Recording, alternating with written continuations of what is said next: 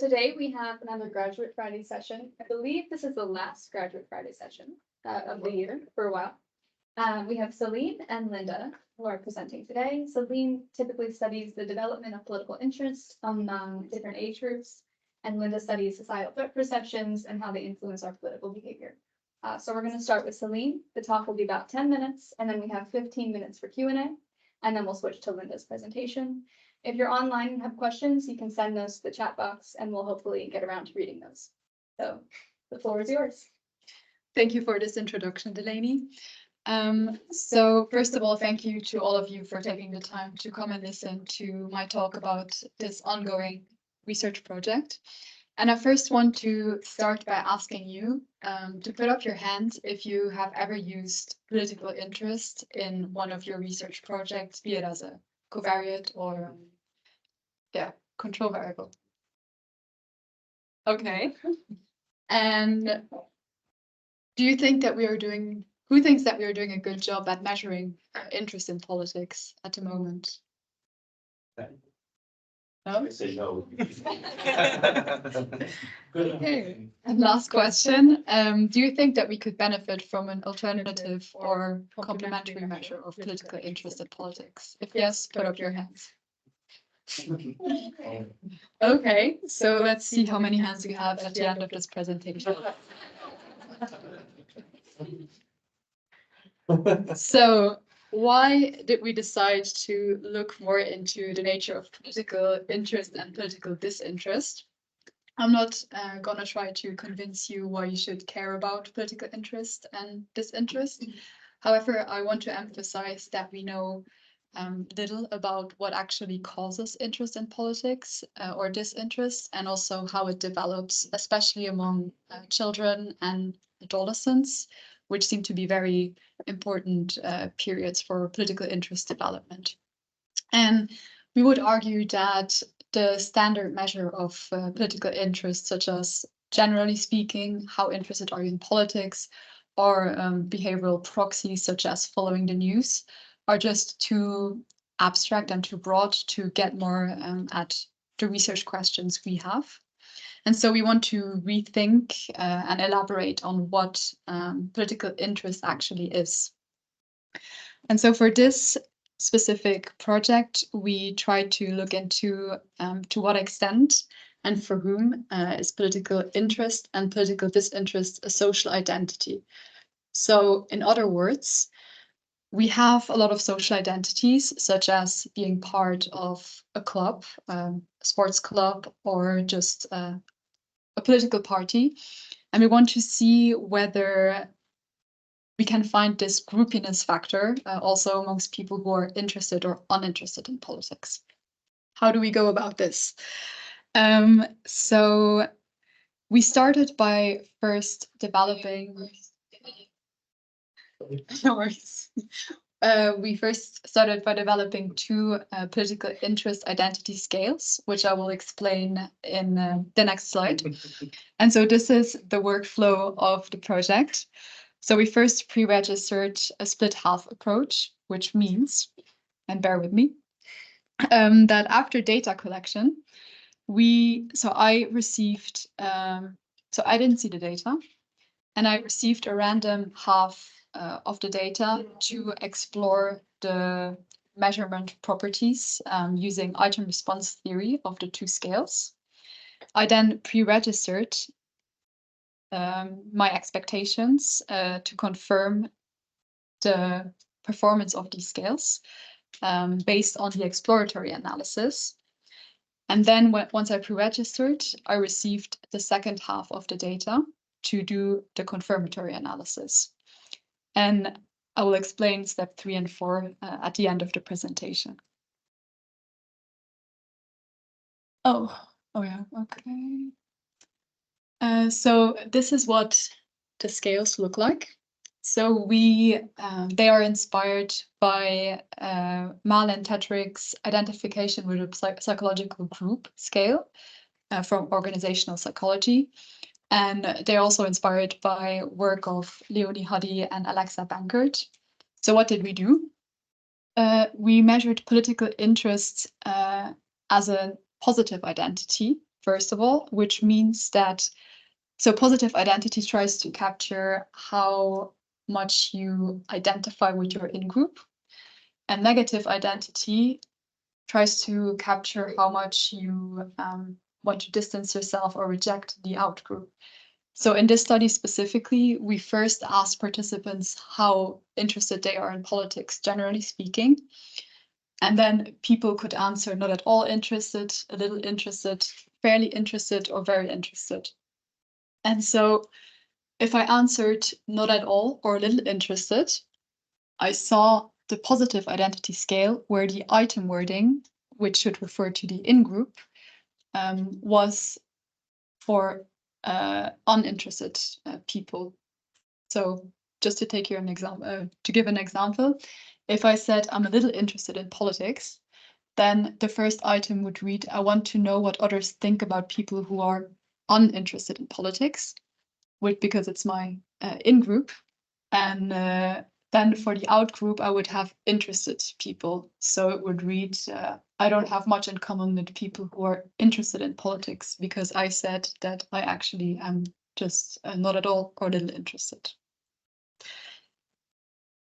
And then we calculated a mean negative identity score and a mean positive identity score for each participant. And based on the midpoint of the scale, which ranges from 1 to 4, we then categorize them into these quadrants. And so we can see that for people who were interested, who said that they were interested in politics, there is some variation and also some aspect of political interest identity. So, for instance, high positive, low negative means that I said I'm interested in politics, and I also identify with people who are interested in politics, but they don't really seem to care that much about people who are not interested in politics. And then, yeah, for uninterested participants, it looks like they just don't really care about politics, but I'm really interested in getting your opinions on this. And so for the next steps, I will have the same approach as before with testing the scale, but this time it's about the predictive validity of my scales. So again, I will first get a random half of the data with other variables such as political activism, affective polarization, personality, and also the social demographics. Then, I will look at how the scales correlate with these concepts. Then I will pre-register what I will expect on the second half of the data. And then I will do the confirmatory analysis on the second random half. So that's it.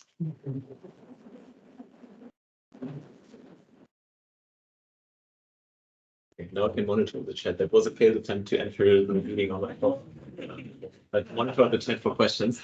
Thank you for the great talk. We're going to open up the floor now for questions.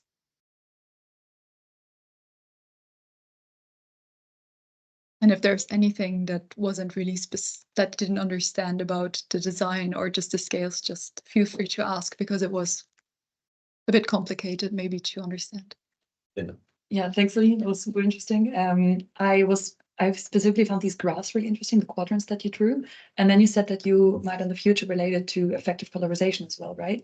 So could you talk a bit about what you expect there, or do you expect anything? Because I see that among the interested participants, there are some that say they have a really high positive, but also high negative identity, whereas that's less for the uninterested participants.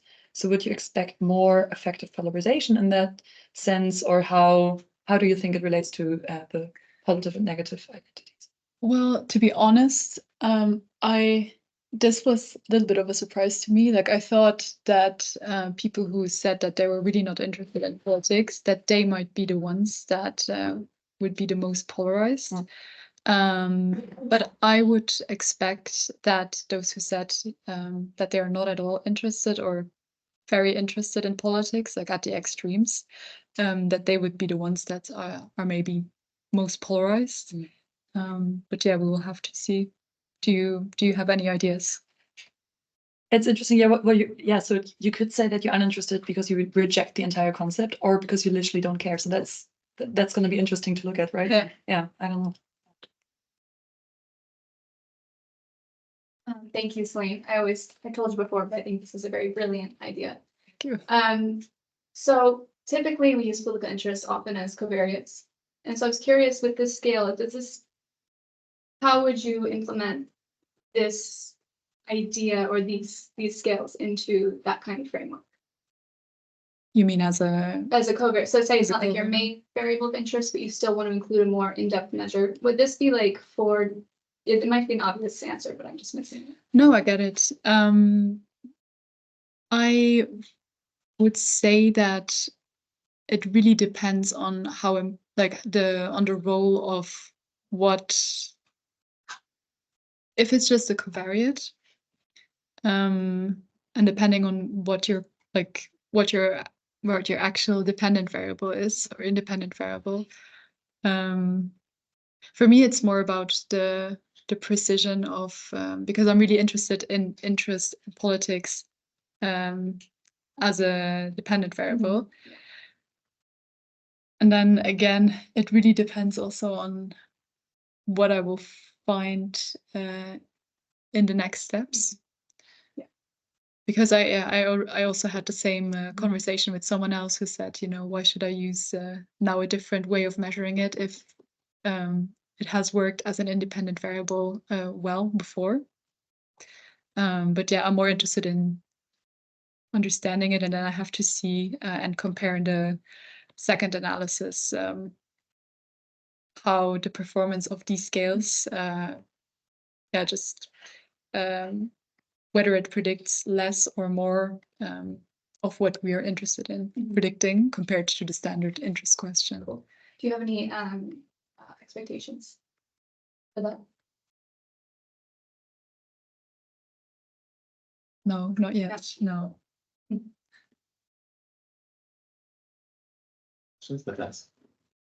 Thanks. Very interesting. I really like the idea of randomly splitting the sample and then doing first the exploratory analysis and then confirmatory.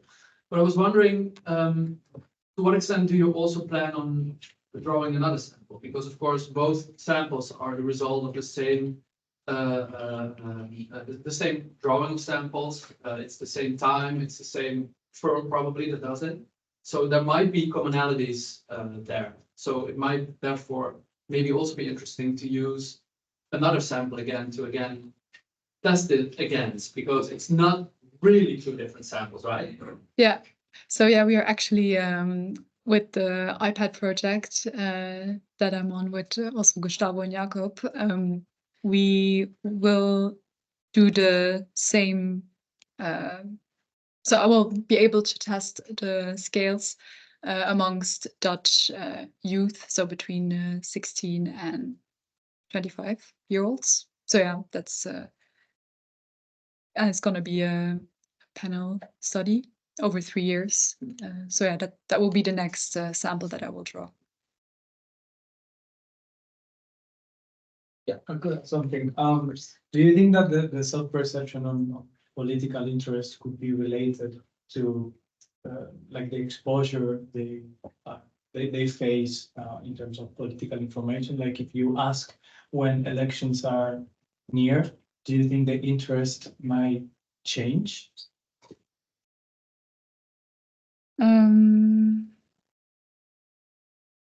I mean, there's some literature on saying, so they differentiate between situational political interest. So this can increase. So it's just like as you said, in the electoral cycle, that like now with the elections, you see it more, so it becomes more salient.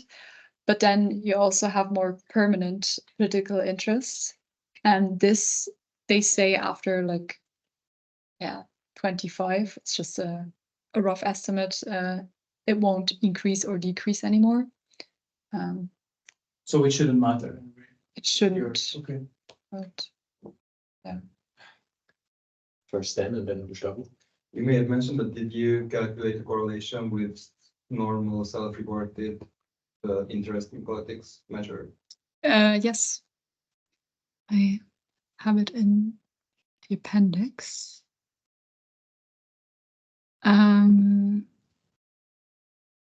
So here, positive. So this is for interested participants. So it correlates 0.44 for the positive identity mean and 0.21 for the negative identity mean. And for those who are not interested in politics, we have -31 and -18.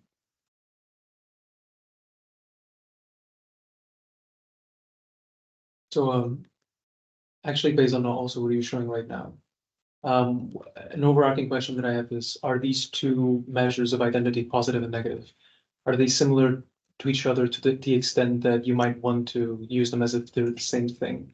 Or are they different and perhaps even the negative one not informative enough that you might want to drop the negative identity and just use a positive one? So the correlation for positive and negative ID for uninterested participants is 0.61. And for interested participants, it's 0.52. So I would still say that they're different based on just these correlations. But do you have any opinion on this? Yeah, because when you show the negative one, for example, it seems that the correlations are just a bit weaker, a bit smaller. What do you think this is? Do you think that it's just, it might bring people to wonder about identity in a way that they usually don't do? Or could you rephrase the question? yeah, like with positive identity, maybe people often think about their own in-group a lot and how they relate to them. But maybe with negative identity, maybe people don't usually think of how they feel about that outgroup in relationship to political interest, for example.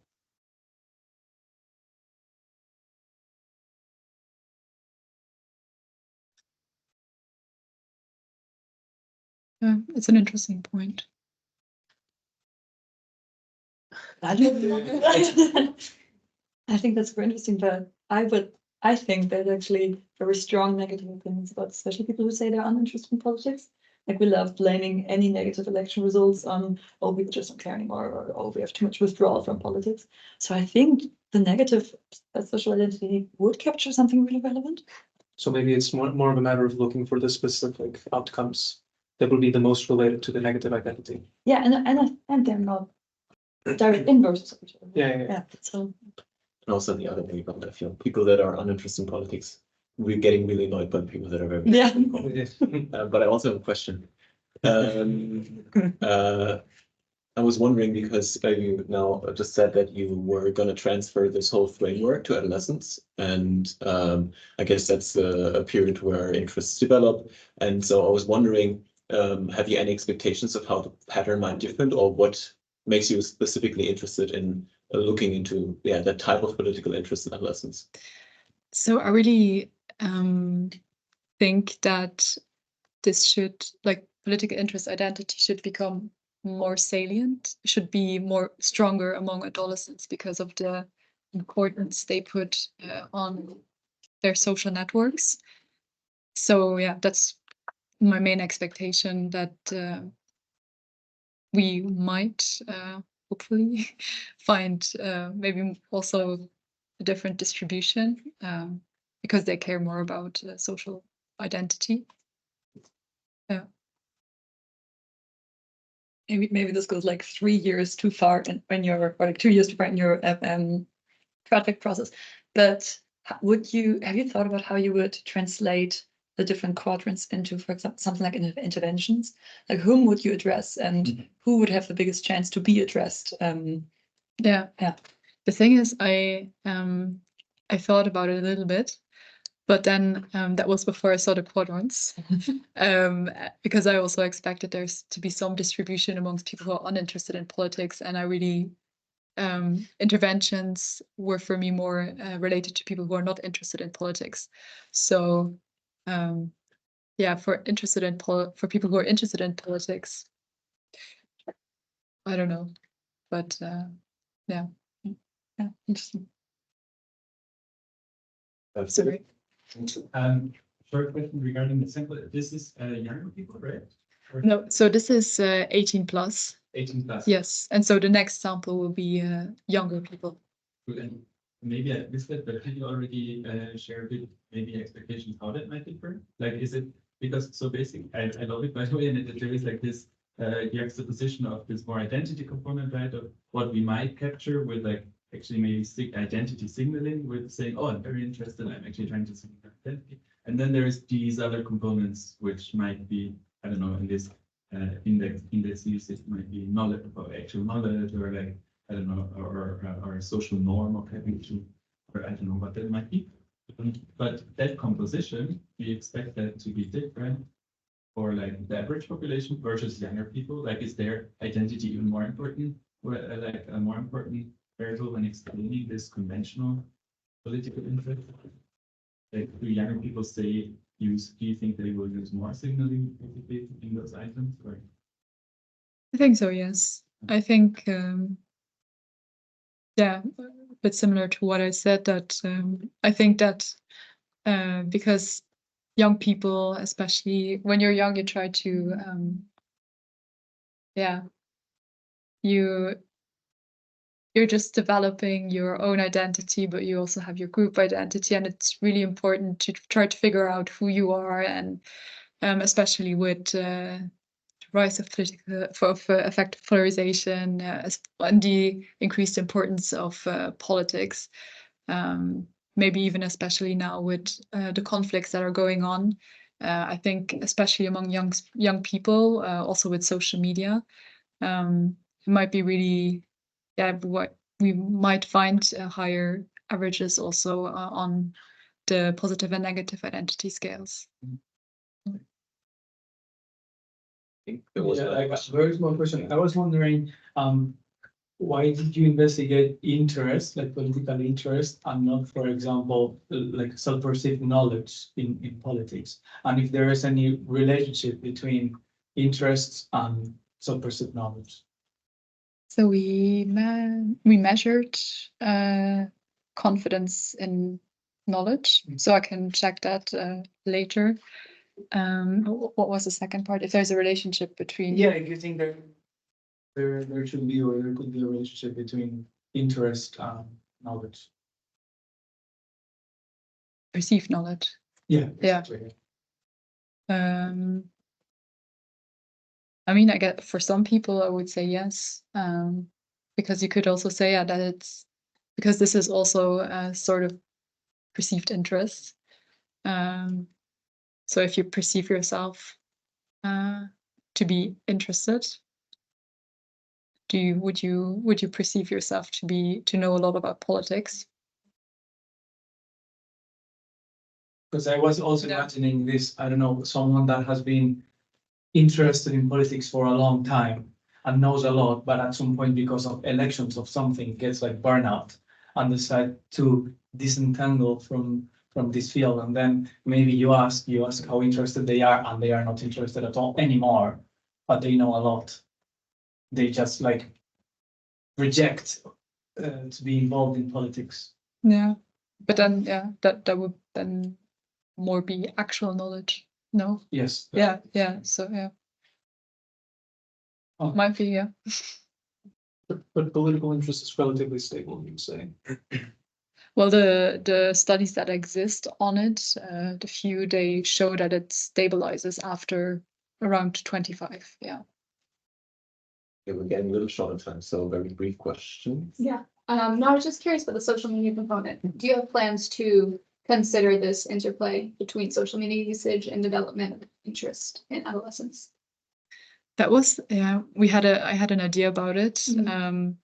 but then because of time, yeah, couldn't further develop it. But yeah, it's definitely something I want to look into more, especially because of young people. Yeah. Thank you. Okay, and then I think with that, we have to close our first Q&A and have another topic. On the Under Pressure project on societal threat perceptions. And today I'll be showing you that they're stable, structured, and at least somewhat politicized. And when talking about the perceptions of potentially threatening topics within society, thanks, Gustav. So it's also important to state that the world can be a really threatening place, right? So we've got issues like climate change, economic crises, international violent conflicts, all of them heavily mediatized and often also the subject of political elite communication. And we also know that threats fuel protest. They can increase support for anti-democratic policies, and they can even lead to violence. But at the same time, threats can also mobilize citizens to take action and use their voice. We also know that societal threat perceptions are at least somewhat related to political ideology.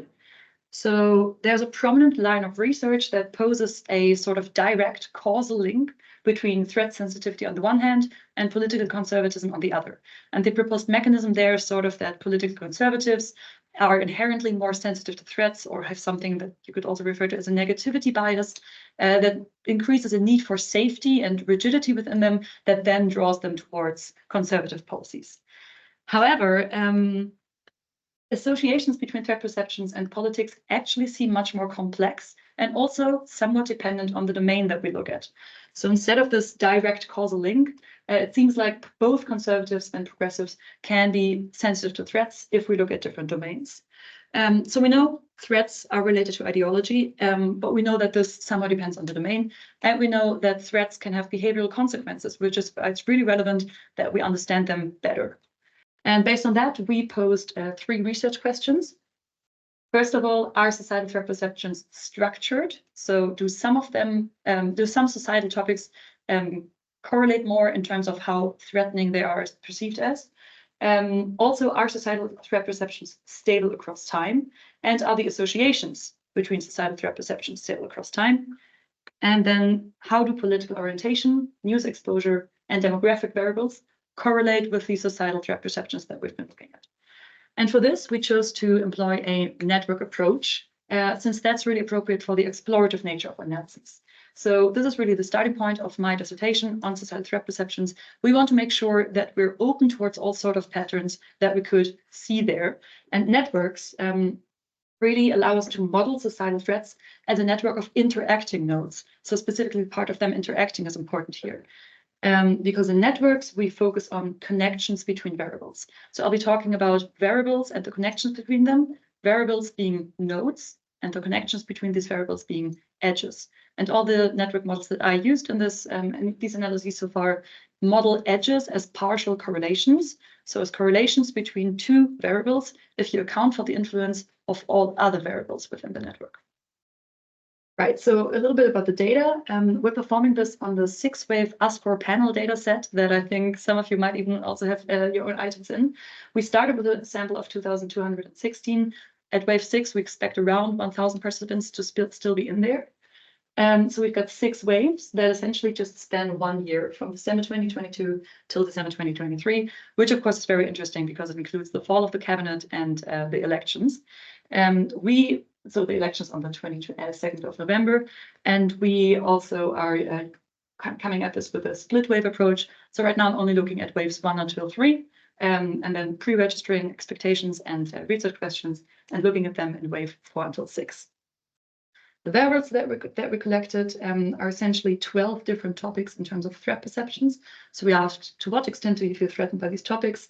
And the topics include, for example, the influx of asylum seekers, climate change, and the shortage of housing. All of this was collected among a Dutch sample. And then we also have additional variables that I'll get into more closely later. So first of all, how are societal threat perceptions structured? For that, we can first look at the 12 variables we have. I'll call them nodes now because we're looking at them in the network. So if I look at 2 nodes, for example, inflation and energy costs, I can connect them with an edge, meaning they're now partially associated.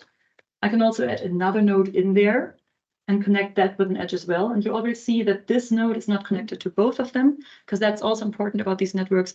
That doesn't mean that there is no association at all. That just means we're not including it in the model because we still want to be able to somewhat interpret it. So I can add all of the nodes and edges back in, and we've got this. And essentially, colors indicate positive and negative partial associations here. So a negative edge is between climate change and the influx of asylum seekers, so they're negatively related. Then we let the clustering algorithm run over that to give us clusters in terms of which topics are perceived similar in the threat they elicit. So these are the clusters we got, and we tried making sense of them by sort of naming them. So we see a cluster of economic threats among inflation and energy costs. We see a cluster of environmental threats among the threat by climate change and the nitrogen problem, which is really specific to the Dutch context. We see national security threats, being the influx of asylum seekers and crime. And we see something that we've called miscellaneous threats, because these really behave a little more murkily. But what's interesting here is that this is basically formed on an average among all three waves. But even if we look at individual waves, and if we to exclude some of the miscellaneous murkier threats from our analyses, economic threats, environmental threats, and national security threats always cluster with each other. So these are clustered across the analyses we performed there, rather robust. What's also interesting here is that housing shortage basically forms its own cluster, but going forward, I'll group it with the miscellaneous ones for simplicity. So for the structure, we can conclude, yes, they are structured, and they're mainly structured in terms of economic, environmental, and national security threats. So are societal threat perceptions stable across time, across the three waves that we've got? For this, we expect stability of threat perceptions, and that's why we decided to perform equivalence tests. That's essentially just a way to turn around your hypotheses, but it fits our expectation of stability better than difference testing would. And I'm going to be comparing wave 1 with wave 2, and then wave 2 with wave 3. And essentially, these are the results that we've got. So you see raw mean difference scores here between wave 1 and wave 2. You see that all of them are rather close to 0 anyways, but we've also drawn equivalence bounds around them. And since all of the confidence intervals that we corrected for multiple comparisons are within the equivalence bounds, for wave 1 versus wave 2, we conclude, yes, all of them are rather stable. And if I now add the comparisons between wave 2 and wave 3 in there, it's a little more varied, but overall rather stable still. And we can just conclude that Ukraine perception of threat around the war in Ukraine and around Corona got lower from wave 2 until wave 3. Those are statistical differences, and they're also outside equivalence bounds, but overall stable. Now, are associations between societal threat perceptions stable across time? For this, we first fit a network model on only the threats that we had within wave 1. So that's what you see here. And then we compared that to the structures we obtained from wave 2 and from wave 3 with paired network comparison tests. And essentially, we didn't find significant differences in the structure. So the threat levels themselves are stable, but the associations between them also seem stable over time. So now, knowing all of that, how do political orientation, news exposure, and demographic variables correlate with this? So we added some additional variables into the network models we create. We still asked so we still considered the societal threats we had, but then we also considered ideology, news exposure, and demographic variables. Ideology measured in terms of left-right political orientation and progressive conservative political orientation. We also considered political interest. And then we have a few news exposure variables in there as well. I'd be curious to hear your input on how we can deal with those, because they were obtained by asking how many days in a typical week do you read or watch the following outlets or programs? And then they collected data for those specific programs. Right now, we're averaging them in terms of newspaper, television, and web news exposure. But of course, within this data, we theoretically have the information of right versus left-wing media or tabloid versus state-endorsed media. So I'd be curious to hear your input on how we could model those in the networks. And then we also consider age and income being an ordinal variable. Right, so we've got a big network plot incoming. What do we see here? Essentially, we see the same 12 threats we've already looked at, and we see the same associations between them. So for now, I've only named the threats. So we've got climate and nitrogen, energy and inflation, and crime and influx of asylum seekers as strong associations within there. And then we've got the more miscellaneous threats grouped around them as well. That's nothing new. We already know that. We then added ideology in there. So you can see political orientation from left to right, from progressive to conservative, and also political interest. So we see that threats somehow are politicized. We can see that there are positive associations between considering yourself right-wing politically oriented and perceiving the influx of asylum seekers and crime as a threat. Same for being conservative versus progressive. We also see that it's the other way around for threat by climate change. So if you consider yourself right-wing politically oriented, you perceive less of a threat from climate change. Interestingly, in the model that we fitted, there are no negative edges from left to right or progressive to conservative to the nitrogen problem, even though that's very closely related to climate change, right? So what you might interpret from that is that climate change in itself as a name really evokes some reactance, maybe more so than the nitrogen problem does. Interestingly, political interest is less related to societal threat perceptions here. It is, of course, related to some other variables in here, but really ideology in terms of left, right versus progressive to conservative, that obtains some additional value here. We then also added news exposure variables, and interestingly, they relate way less to the threats than ideology does. So they're, of course, heavily correlated among themselves. That's almost a sanity check. You would really expect that. They are also correlated with political interest, also makes sense, but less so to the threats that we have in the network. And now adding demographic variables, so education and age, we also see that demographic variables do seem to correlate in an interesting way with the threat perceptions that we have. Education actually is the only moderator or only additional variable so far that we've added into this network that in any way relates to the economic threats that we've got. So in networks, you can interpret the width and the transparency of the edges, but you can also sort of, to some extent, interpret the distance that nodes have to each other. And you can really see that energy and inflation, the economic threats, are sort of on the side of this network here. So they seem neither heavily politicized, nor to relate really to news exposure variables, and only to education as a demographic variable. So I'd love to talk more in detail about the edges here, but basically to conclude, how are societal threat perceptions structured? So we find consistent clusters of economic, environmental, and national security threats, and some murky threats. Are societal threat perceptions stable across time, and are the associations between them stable across time? Mostly yes. And then how do political orientation, news exposure, and demographic variable correlate with this? So environmental, national security threats, and some other threats are politicized, but economic threats really do not seem to be. And ideology, age, and education in the network that we filled are more relevant to understanding these societal threat perceptions than news exposure is, at least with the way we model news exposure for now. All right. Thank you for your attention. There we are.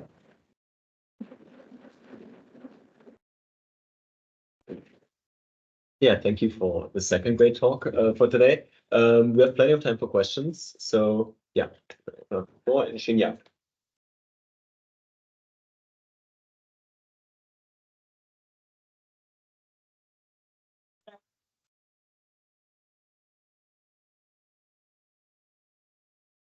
Happen because I think that's a time period where people intensively take in information or like voluntary or involuntary through the campaign and everything. And I was wondering would you expect anything change with regard to the threat and the relationship between threat and the news exposure depending on the time frame, like time range? Yeah, that's a really interesting one, and that's also what I've been wondering, and that also has a lot of effect on what we want to pre-register, right? So do we want to pre-register stability expectations just because we found them now, because we might not find them there? And also, if this wouldn't hadn't been elections due to a cabinet falling, you would have had a longer lead up to the elections. But the cabinet really only fell right before wave 4, so I would expect. I would expect at least some threats to be somewhat related to news exposure. For example, for the association between a threat by housing shortage and a threat by the influx of asylum seekers, I expect that relation to change, because housing shortage was really framed as a migration issue, especially in the lead up to the elections. And I could totally see that being related to news exposure. At the same time, I don't expect everything to change. So I think some things are really stable. For example, climate change and the nitrogen problem were less covered by news outlets in the lead up to elections. And also those are in general some of the most stable threats that we have within the entire sample. So for some, I would expect that. For specific ones, yes. But for some, I really expect them to be more general and stable and less related to news exposure. Yeah, but thanks. Delaney? Thank you, Linda. That was a very impressive presentation. I was curious what you thought about the murky threats. Do you think there's any relationship between them, or what theoretical understanding you have of that? Yeah, that's also an interesting one. I was trying to make sense of that, and also how little they are related, or how inconsistently they cluster. Some of them, I think, have a high, so some of them seem to have a high relation to compassion as a trait. For example, being highly threatened by polarization within society. That's a rather abstract threat, right? That's more abstract than being threatened by the housing shortage, because you literally can't find a house. And also being threatened by the war in Ukraine, that's also layered. So we also don't know if we're picking up immediate threats to personal security here, or if we're picking up concern for others, and it's a threatening issue to all of us. But I think that's something that might characterize these miscellaneous threats, that almost all of them require at least some concern for others in this threat perception. Yeah, but I'd be curious to hear what others make of this cluster. Lina? Thank you. I already really like the talk as well, and now to see what other elements you added has been fascinating. Also, the way you can convey sort of how this network analysis works. Really nice. I have sort of a double question. So you said that most of the threats are stable, right? It was only COVID and Ukraine that went down a little bit. So I was wondering, from your perspective, are all of these, the set of threats that I perceived, is that absolute or relative? In the sense of, do I have sort of a threat perception of 0 to 10, and on this scale, the threats, it's like different meaning, but it only adds up to 10, or because it's stable, would that mean that with every crisis, it adds up? Yeah. And I see more and more threats. So is that more of a relative or an absolute perception of threat? And if it's the sort of the absolute, the additive perception of threats, how would you evaluate the validity of these measures? Because I wonder how much cognitive capacity people can have to worry about so many things at once, especially since many of the threats are also more abstract to us, because we don't really feel them on a day-to-day basis. Some more, others less. Yeah. So yeah, that's Yeah, that's a super interesting one. And it also relates to the whole theory of there being something like general threat sensitivity as a relevant trait when related to ideology, right? So I wanted to look at this by adding up all the different threat scores and basically averaging them and creating one general threat score for everybody, and then relating that to other variables within the data set. I haven't gotten to doing that yet, but that would be sort of how I would try to get at that question. And also, yeah. Sorry, no, it would be.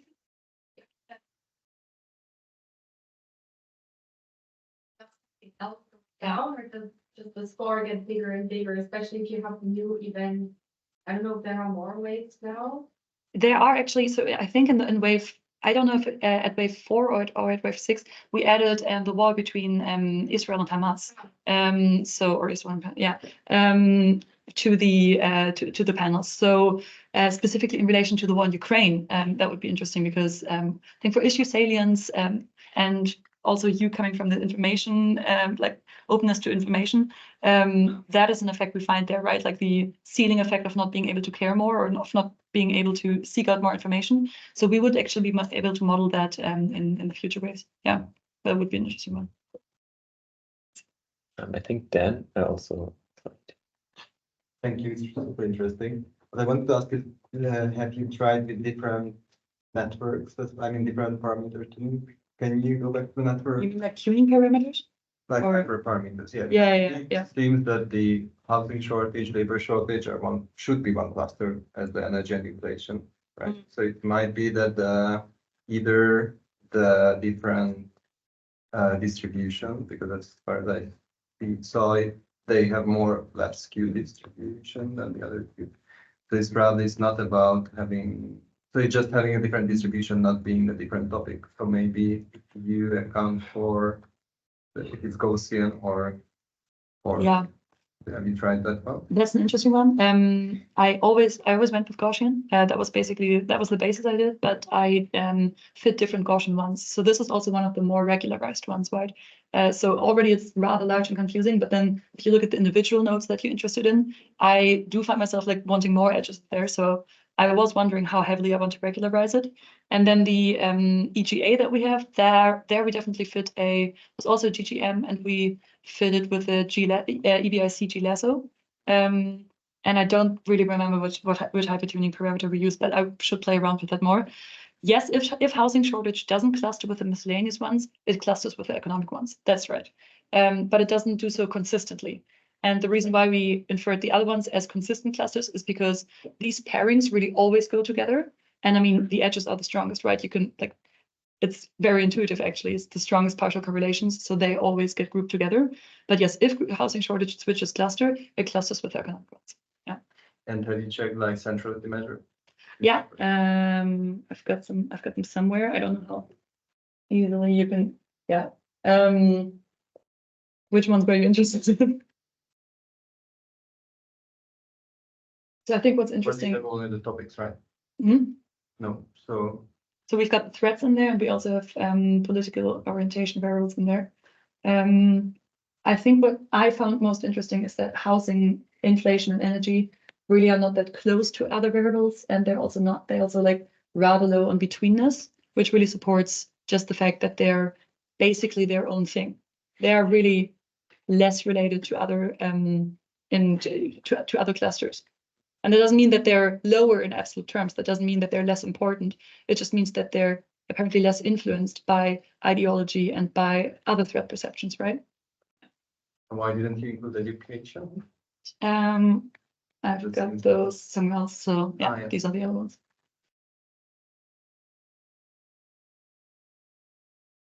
Thank you. Yeah, sure. But I'd be happy to. I know that you also do a lot of network modeling. I'd be happy to talk about this one. Yeah. And then move on to Anna. Yeah, thank you, Linda. Really, really interesting and cool presentation. I wondered if you looked at different age groups and saw differences for different age groups, as I can imagine. Yeah, actually it is. Thanks. So, right, age is rather central here, right? Education is, but age is as well. When we want to compare networks, it's kind of important to have equal sample sizes. So for education, so far it was challenging to make that split based on the ordinal variable. For age, we can just basically perform a median split. So we did that and then compared the different groups. These are not the most beautiful network plots I've ever created. But what's interesting here is we've got people aged 18 to 53, and we've got people aged 54 till 88. And we do see some significant, so first of all, the structures differ significantly. That's something they didn't do when we compared wave 1 versus 2, wave 2 versus 3, right? Here between young and old, they do differ significantly. And we also have some, so we know which edges are significantly different. So what I found interesting was that housing was negatively related to age in the younger sample. So the older you are, the less threatened you are by the housing shortage in the young sample. And the older sample, that's turned around. That's a less strong edge, but that's a positive edge again. So it really seems to be specifically people in the middle of the age distribution that are least threatened by housing. And what I also found interesting is the influence at the correlation between housing and the influx of asylum seekers, what we already talked about, right? Housing shortage in terms of being a migration issue. We see that in the older sample, but not in the younger sample. So we've got a positive edge from housing to influx of asylum seekers here. It's not within this younger sample. Again, that doesn't mean it doesn't exist. It just means we didn't include it in the model because it's too small. But I think that's an interesting one. And there was one other one that I found interesting. Oh yeah, the edge between climate change and nitrogen being larger in the older sample than in the younger sample. So being threatened by climate change and threatened by the nitrogen problem more associated with each other in the older sample. I think that might be due to a ceiling effect of climate change threat within the younger sample. If you're young, you're probably rather inclined of considering yourself threatened by climate change, maybe less so by the nitrogen issue. It's at least less connected to your identity, I'd say. So maybe that accounts for the difference in the edge that we find there. Yeah. Yeah, Jin? Oh, sorry, are we done? I think Sam was first. We have time for like 1 or 2 very short questions. Okay, Very sure, short, sure, thank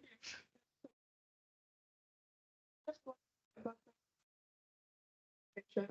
If that maybe can be understood also as a threat, like a perceived threat to democracy, right? Because that's very much how they're framed, I think, in the media, if it's a way to kind of make sense of the two of them together. That's a super interesting one. So we've been thinking about the way we have to pick up layers within threats, and I think conveniently migration kind of achieves that within the sample because we pick up both the threat by the negative reception of asylum seekers and the threat by the influx of asylum seekers. Both of them are migration related, but we can pick up different layers. For polarization and for the one Ukraine, we really can't. So yeah, I don't even know actually which one I would expect.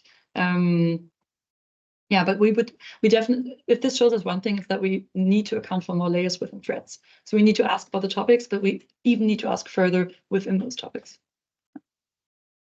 I think we're out of time, but since we're all here, you can keep asking the questions after I close the meeting. Thank you again for the great talk.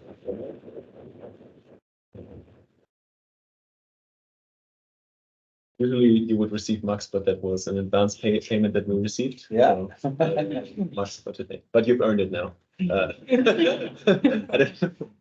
say that. Okay. Next week. Next week, we have another meeting at 3 in the same room, and we have some really nice speakers coming.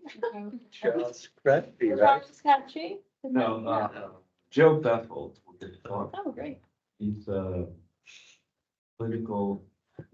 he's in the clinical neuropsychology group, and he will give a talk about probing individual differences in naturalistic processing of news programs using fMRI